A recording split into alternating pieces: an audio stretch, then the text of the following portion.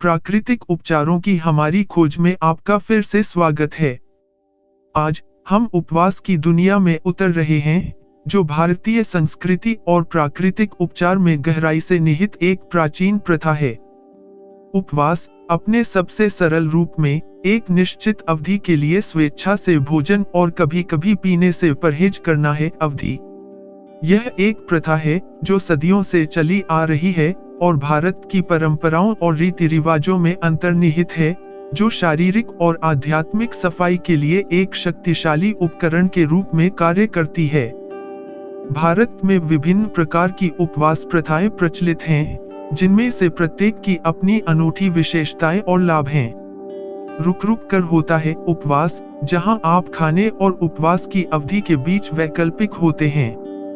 फिर जल उपवास है, जहां एक निश्चित अवधि के लिए केवल पानी का सेवन किया जाता है, और जूस उपवास, जिसमें केवल फल और सब्जियों के रस लेना शामिल है। ये विधियां, हालांकि विविध हैं, सभी एक समान हैं। सामान्य लक्ष्य शरीर और दिमाग को फिर से जीवंत करना, उन्हें प्रकृति के साथ संतुलन में वापस लाना। जैसे जैसे हम गहराई में जाएंगे, आप उपवास के बहुमुखी लाभों की खोज करेंगे और इसे अपने दैनिक जीवन में ठीक से कैसे लागू करें। उपवास का एक महत्वपूर्ण पहलू इसकी अवधि और तरीकों को समझना है। उपवास एक अखंड प्रक्रिया नहीं है, यह एक गतिशील अभ्यास है, जिसे व्यक्तिगत आवश्यकताओं और जीवनशैली के आधार पर विभिन्न अवधियों और तरीकों के अनुरूप अपनाया जा सकता है। आइए अवधियों से आरंभ करें। अल्पकालिक उपवास भी होते हैं, जैसे 24 घंटे का उपवास। इसे अक्सर शुरुआती लोगों के लिए एक अच्छे शुरुआती बिंदु के रूप में देखा जाता है, जिससे शरीर को भोजन से थोड़े समय के लिए परहेज का अनुभव मिलता है। हालांकि उपवास को 3 दिन या उससे अधिक के दीर्घकालिक उपवास तक भी बढ़ाया जा सकता है। यह ध्यान रखना महत्वपूर्ण है कि इन लंबे उपवासों को सावधानी के साथ और पेशेवर मार्गदर्शन के तहत किया जाना चाहिए, क्योंकि ये काफी चुनौतीपूर्ण हो सकते हैं। उपवास के तरीकों के संबंध में हमारे पास विभिन्न प्रकार हैं, जिन्हें व्यक्तिगत आवश्यकताओं के अनुरूप बनाया जा सकता है। सबसे पहले शुष्क उपवास होता है, जहां व्यक्ति भोजन और पानी दोनों से परहेज करता है। यह विधि गहन है और इसे सावधानी से किया जाना चाहिए, और आमतौर पर इसे छोटी अवधि के लिए अनुशंसित किया जाता है। इसके बाद जल उपवास है, जिसमें केवल पानी का सेवन किया जाता है। यह विधि विषहरण में सहायता करती है, और इसका उपयोग अक्सर छोटे और दीर्घकालिक दोनों उपवासों के लिए किया जाता है। फिर हमारे पास जूस फास्टिंग होती है, जहां व्यक्ति केवल फलों और सब्जियों के जूस का सेवन करता है। यह विधि शरीर को आवश्यक पोषक तत्व प्रदान करती है, और साथ ही उसे आराम करने और विषहरण करने की भी अनुमति देती है। अंतिम लेकिन महत्वपूर्ण आंतरायिक उपवास है, एक ऐसी विधि जिसने हाल के वर्षों में लोकप्रियता हासिल की है। इसमें खाने और उपवास की अवधि के बीच चक्र शामिल है, जैसे कि 8 घंटे की खिड़की के भीतर खाना और शेष 16 घंटे तक उपवास करना। आधुनिक जीवनशैली के लचीलेपन और अनुकूलनशीलता के लिए इस पद्धति की सराहना की जाती है। इनमें से प्रत्येक विधि के अपने अनूठे लाभ हैं, और इन्हें किसी की स्वास्थ्य स्थिति, जीवनशैली और व्यक्तिगत प्राथमिकताओं के आधार पर चुना जा सकता है। अपने शरीर की बात सुनना और ऐसा तरीका चुनना आवश्यक है जो आपके स्वास्थ्य लक्ष्यों के अनुरूप हो। अंत में यह याद रखना महत्वपूर्ण है कि उपवास एक आकार सभी के लिए उपयुक्त दृष्टिकोण नहीं है, बल्कि एक बहुमुखी उपकरण है, जिसे आपकी विशिष्ट आवश्यकताओं के अनुसार अनुकूलित किया जा सकता है। चाहे आप शारीरिक विषहरण, मानसिक स्पष्टता या आध्यात्मिक विकास चाह रहे हों, वहाँ एक उपवास विधि है जो आपकी यात्रा में सहायता कर सकती है। उपवास केवल अभाव का अभ्यास नहीं है, यह आत्मखोज और उपचार की यात्रा है। अब आइए उपवास के असंख्य लाभों के बारे में जानें, जो वास्तव में हमें शारीरिक, मानसिक और आध्यात्मिक रूप से बदल सकते हैं। सबसे पहले शारीरिक मोर्चे पर, जब हम उपवास करते हैं तो हमारे शरीर को पाचन की निरंतर प्रक्रिया से बहुत जरूरी ब्रेक मिलता है। यह राहत हमारे सिस्टम को विषहरण और मरम्मत जैसे अन्य आवश्यक कार्यों पर ध्यान केंद्रित करने की अनुमति देती है।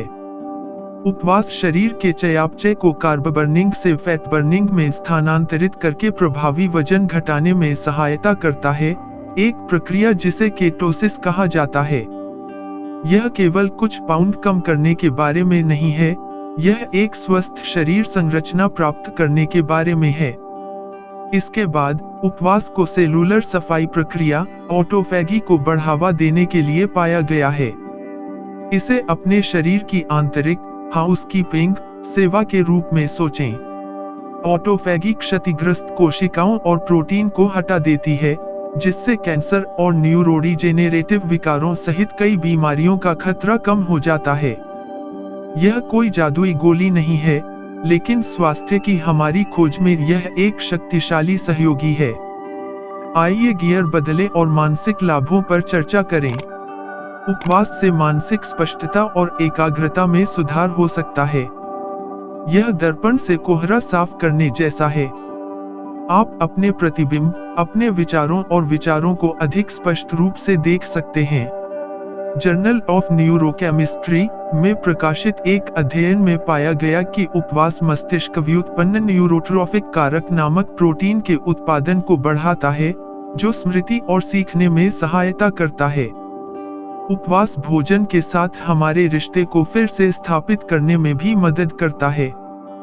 यह हमें शारीरिक भूख और भावनात्मक भूख के बीच अंतर सिखाता है, जिससे हमें खाने के बारे में अधिक सोच समझकर विकल्प चुनने में मदद मिलती है।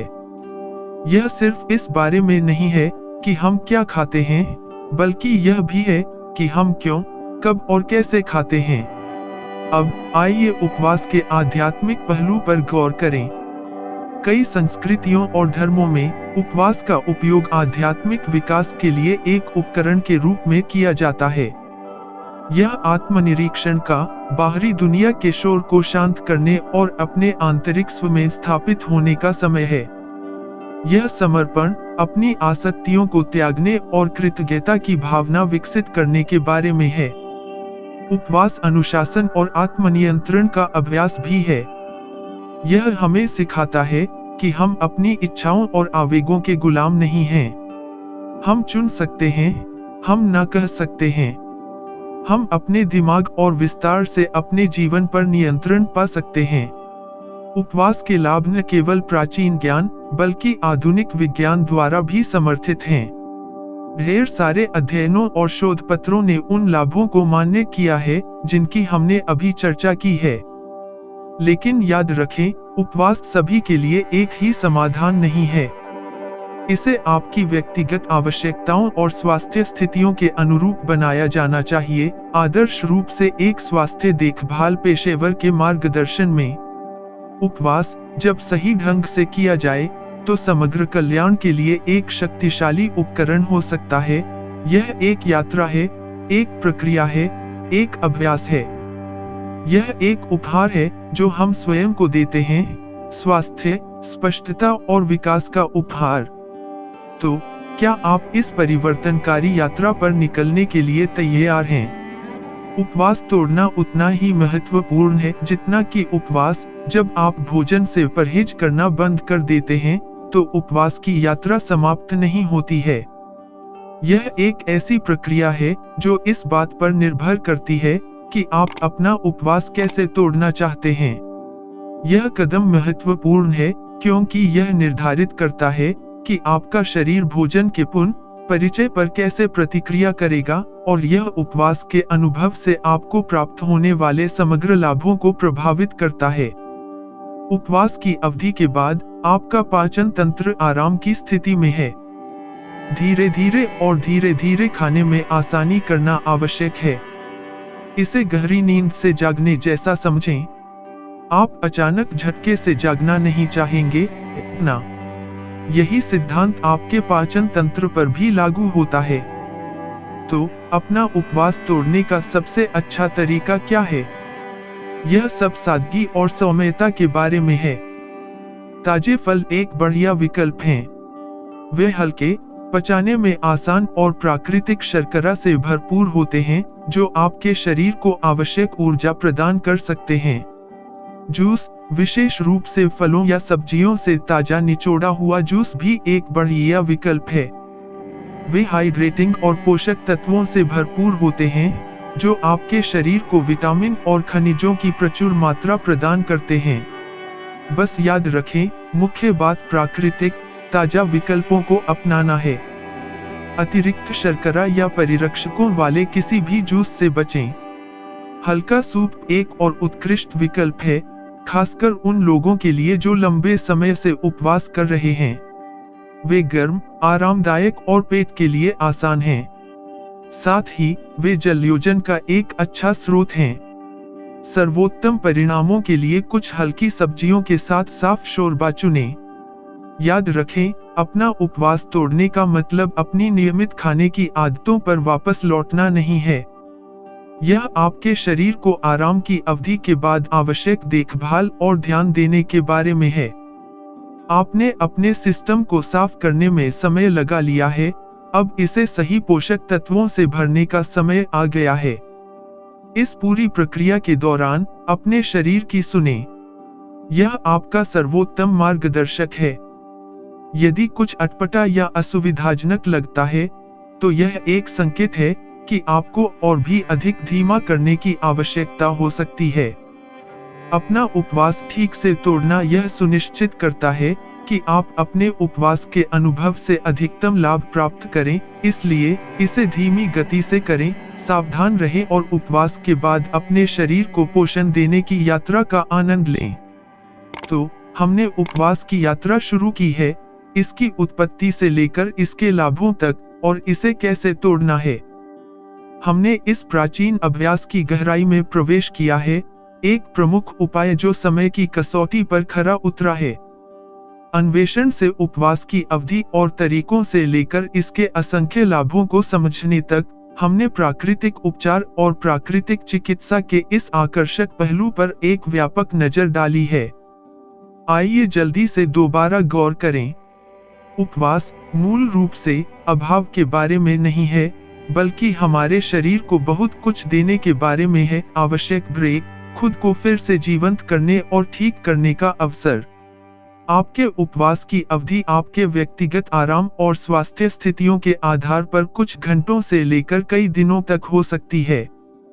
उपवास के तरीके भी पानी से लेकर विविध और अनुकूलनीय हैं। उपवास और जूस उपवास से लेकर रुक कर उपवास और शुष्क उपवास तक। प्रत्येक विधि के अपने अनूठे लाभ हैं, लेकिन सामान्य सूत्र शरीर पर उपचार और विषहरण प्रभाव है। उपवास को प्रतिरक्षा बढ़ाने, पाचन में सुधार, मानसिक स्पष्टता बढ़ाने और यहाँ तक कि सहायता के लिए भी दिखाया गया है वजन प्रबंधन में। लेकिन याद रखें, ये लाभ तत्काल नहीं हैं। वे निरंतर अभ्यास और समर्पण का परिणाम हैं। व्रत तोड़ना, जैसा कि हमने चर्चा की, व्रत जितना ही महत्वपूर्ण है। यह एक क्रमिक प्रक्रिया है, जो हल्के, आसानी से पचने योग्य खाद्य पदार्थों से शुरू होती है और धीरे धीरे नियमित भोजन को दोबारा शुरू करती है।